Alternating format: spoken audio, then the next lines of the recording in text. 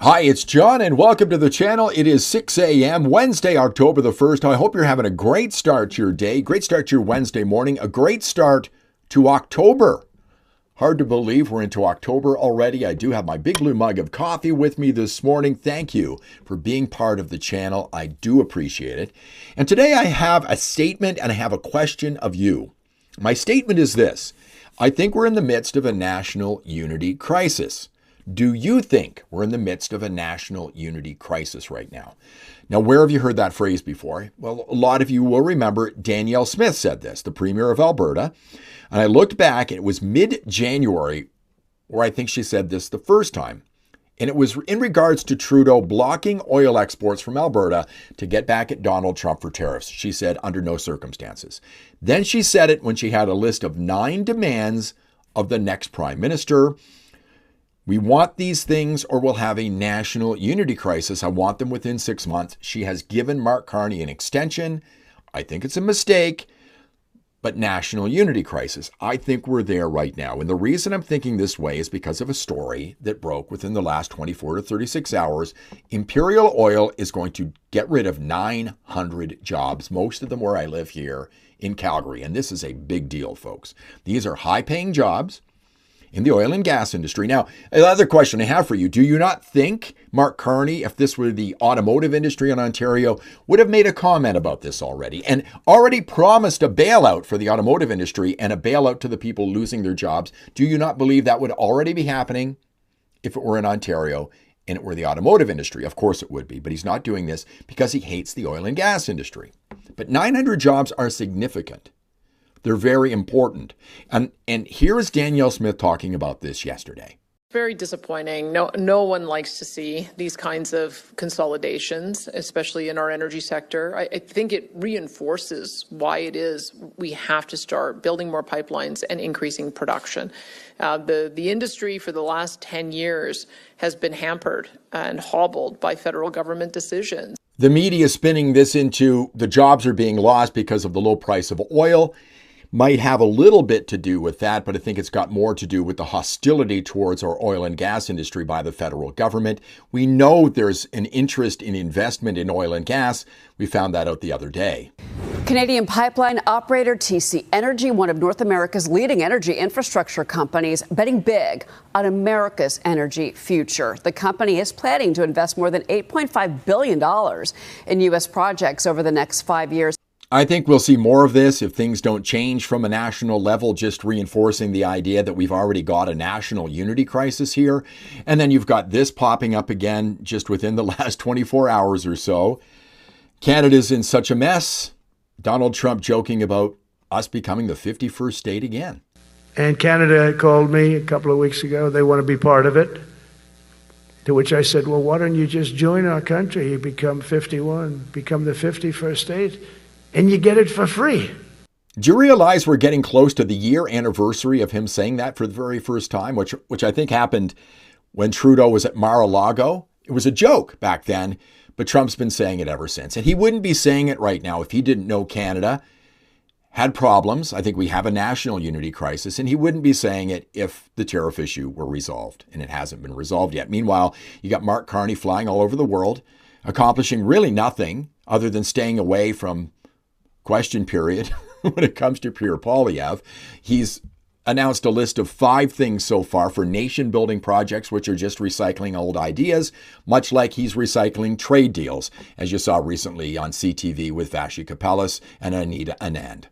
Your opposition at this moment in time says that you're essentially conveying something that isn't true, that in Indonesia's case, for example, that deal was actually arrived at in November of 2024 before this prime minister took office, that in Mexico there's not anything really tangible besides an agreement saying that you want to work together more, that even in Europe, CETA is largely in place and that there's no sort of proof of what those expanded relationships will actually mean for Canadians. Can you respond to that criticism that basically you're advertising something that isn't fully actually provable? We understand what's going on here, folks. We understand what's happening in the country. The people who are supporting Mark Carney and the Liberals, they don't get it. That's how there's no unity at all. There's division here in a big way in this country. And then we have Mark Carney yesterday. You know what happened yesterday, right? There's Carney addressing Indigenous people yesterday, expressing his white guilt, all the while insulting people that look like me. This is disgraceful. I had an Indigenous painting installed outside the cabinet room behind us in the West Block of Parliament. It's called A Brief History of the Northwest Coast Design by Luke Parnell. And it depicts a painful part of our shared history through 11 wooden panels with images inspired by the design on the bent wood boxes and feast bowls of the Nisga'a and the Haida. The first few of those panels burst with vibrant colors. And then, with contact, those colors fade until the middle ones become smothered in white paint, a culture literally whitewashed. You do get what he's implying there, right? How can I have unity with a man who would say something like that? How can I have unity with a party, the Liberal Party, that believes that? How can I have unity in this country with millions of people that support a party and a man that believe exactly that? Somebody in his office wrote that, he read it verbatim, and he didn't even think about it. That's one of the most disgusting things I've ever heard in my life from a prime minister. Absolutely disgraceful. And here's the thing, folks.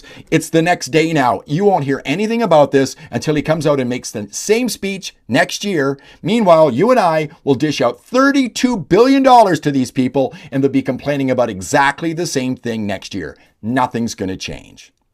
National unity, folks. We got a crisis in this country. The next thing will be November 4th. You remember when $10 billion deficits were a lot? Well, that's in the rearview mirror, folks. What was it? $62 billion last year. It could be $100 billion this year. It's just making life miserable for you.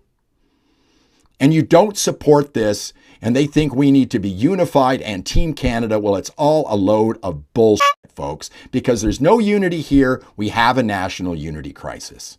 You know, I woke up this morning and I started thinking about a number of these things, and there's others I could talk about today. Yesterday, I tuned out completely. My wife came to me with some politics. I said, I don't even want to talk about it. I thought about ending this channel because I'm so sick and tired of mining for negativity every day. And that's what it is.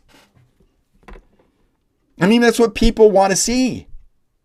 Yeah, you want to watch the puppy and kitten videos every once in a while, but you're more likely to run for Fail Army, right? Because if it bleeds, it leads, folks.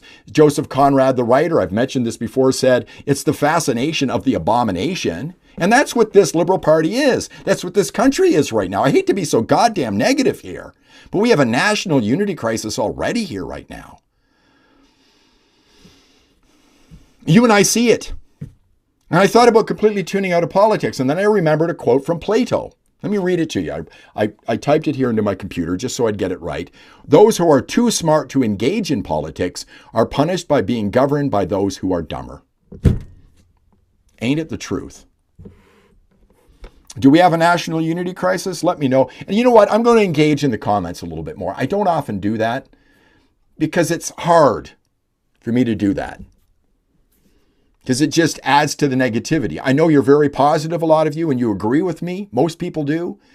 But I'm going to engage in the comments a lot more. But what do you think? Do we have a national unity crisis in this country right now? I think we do. Thanks for watching. I do appreciate it. If you like the video, give it a thumbs up. Please subscribe to the channel onward to 38,000 subscribers, and I'll see you in the next one.